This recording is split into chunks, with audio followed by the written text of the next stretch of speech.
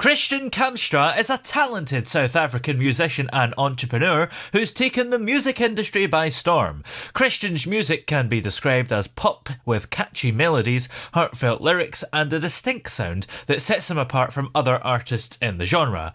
His songs Home, Hold, and Don't Tell Me What to Do have received significant traction and praise from music enthusiasts with more than 3 million views, and his song Don't Tell Me What to Do was even featured in magazines and aired on Fox TV, which helped catapult him into the mainstream. He's also a serial entrepreneur, having established 3 brands with his wife, Debanjali Kamstra. Yes, she's the second runner-up to the MRS World Pageant. And Christiaan joins us now. How are you today? What's up, Andy? Thank you so much, man. It's such a pleasure to be on your show. And Yeah. normally when they talk about Debanjali, I always get it. Oh, second runner-up. Are you married to the third most beautiful woman in the world? It's like, no, man, she's the most beautiful to me, Yes. Now, I've seen on Fox TV your song Don't Tell Me What to Do. That song is catchy. Oh yeah, man, it was surreal. I mean, if you look at that song, I literally record that with a high def, Wow. in my wardrobe. Yeah. And it was so amazing that, I mean, I think so many people related to it because the song was all about, it's all about being in that difficult relationship, it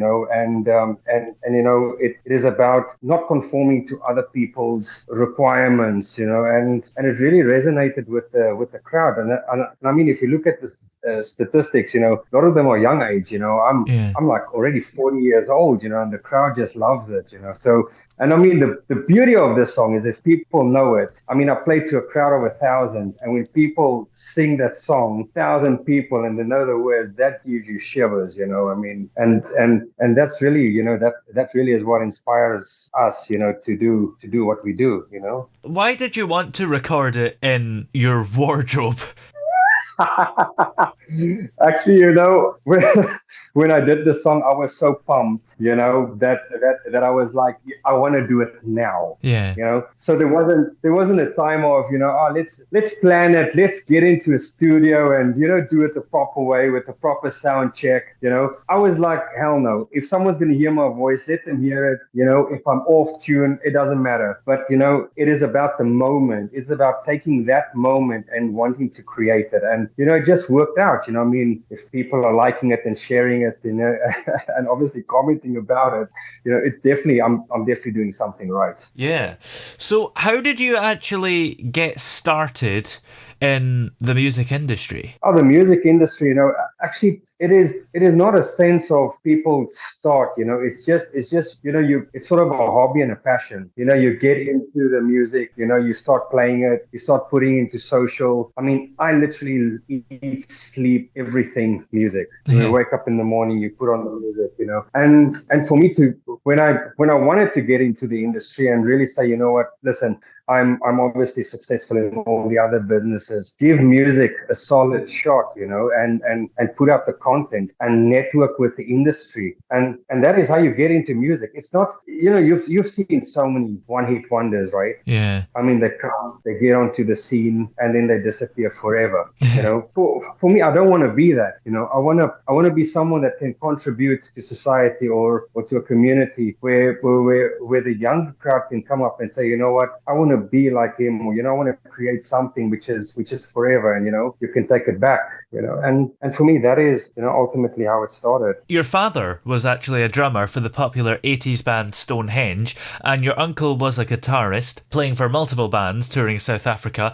Do you think their careers influenced your own? I think definitely they had a major part in who I am today as a musician. I remember when I was young, my dad used to have a lot of gigs, and me and my 2 brothers, we used to carry his drum kits everywhere. We used to help him set up. So we got like, the groupie sort of vibe where we would go to the set and help them set up. We would see them play. Then after the play, mount it down and put it in the car. So that really got us intrigued that how music could inspire everyone. Could light up a crowd, that could send a message. Like there's so many different messages you can send through music. And my uncle, I mean, the song Home was written just for him. He passed away last year. And I remember we were having a conversation on phone because I'm obviously based in Dubai. And we had a conversation on phone. And I remember 2 days before he passed, he told me, Chris, if there's one place I want to be, I just want to be home. Yeah. And, it just caught me. Yeah. And 2 days later, he passed away. And I just sat down with a pen and paper and I said, how best can I represent him in this song? And again, it was just something that came out well. So what is your creative process when it comes to writing and composing your music generally? In general, I think a lot of my creativity comes from within. Like it's an emotion or it's something I've gone through, because if you look at all my music, it's hardcore related to my life. And I think if you look at most of the artists today, the ones which are really true to themselves are the ones who talk about life experiences through their music. And that is my writing process. I would get really, really good lyrics and I would just jam around on piano and guitar and I would just find a tune which works for it. And some people make the tune and then they make the lyrics. I'm a little bit different.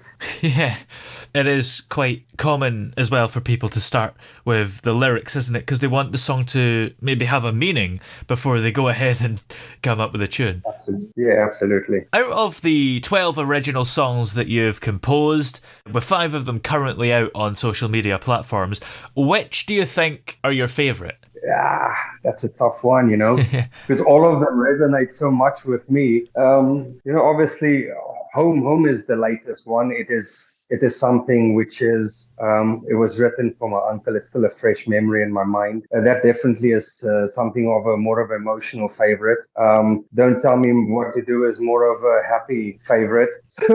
So all of them are really some sort of favorite to me, but I've like I said, I've written the song that hopefully I could inspire or resonate or connect with other artists and people out there, who's obviously gone through the same as what I've gone through. Yeah. Well, what do you think the key is to creating music that resonates with so many people? I think the key is being true to the art, being true to what you're writing. Write something. We all have difficulty in life, people are financially broke, they don't have a good marriage, they have disease. Stories like this resonates with everyone. So when you go out there and you write about your life experience and to tell people, you know what, I'm there, I'm right there with you. And that's what people want to hear. They want to hear they're not alone. Yeah. They want to hear that they're not the only one. And for me, that is also something that I wanted to hear when I was younger, and that's why people go to seminars to get motivated, and it's because it's something they want to hear. They don't want to be alone. And that's the story, Yeah.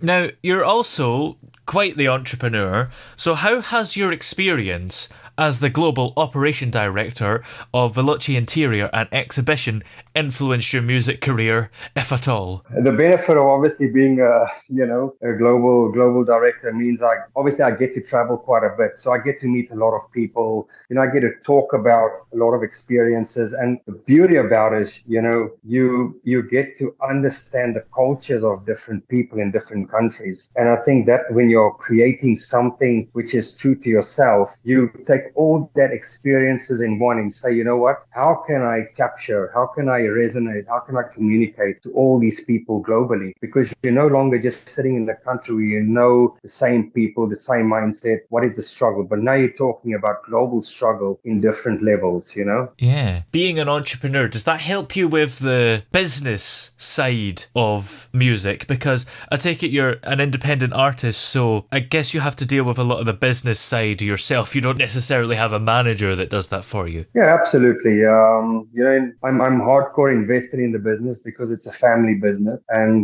me and my wife eventually really focus on growing a future for our children and leaving a legacy for them, so that they can, continue our vision. So I'm definitely hands on into the field, but music. It's for me really it's about how do you manage your time, how do you manage your life? Is you will always have time for something you're passionate about or you have a hobby, and you'll always obviously make time for family. Yeah. So for me really it's about time management. Yeah. Well, how do you balance your music career with family? I mean, does that get difficult at times? No, because I think my traveling, I travel quite a lot. So I go to the US quite frequently.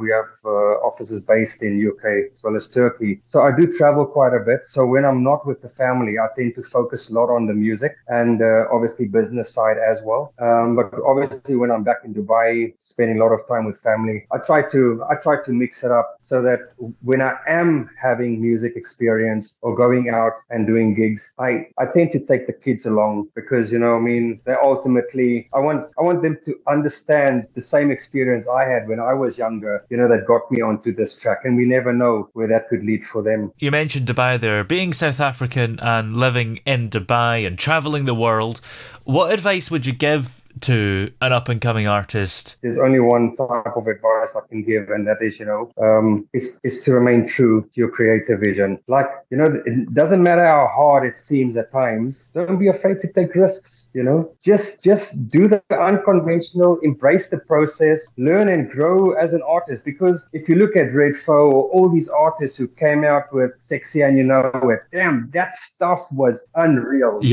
I mean, you didn't even imagine songs like that could be created, and it was viral like hell. And that is and not everyone can be Justin Bieber or Adele or Celine Dion. Create your own niche, and don't be afraid to fail, because that will only tell you that you're either making mistakes or you need to look at different paths. And and as time tells, industry professionals are created over time. They're not. Some of them obviously get fame overnight, but I think it's a process. And Sexy and I Know It was such a banger when it came out, wasn't it? Oh my God, it was a banger.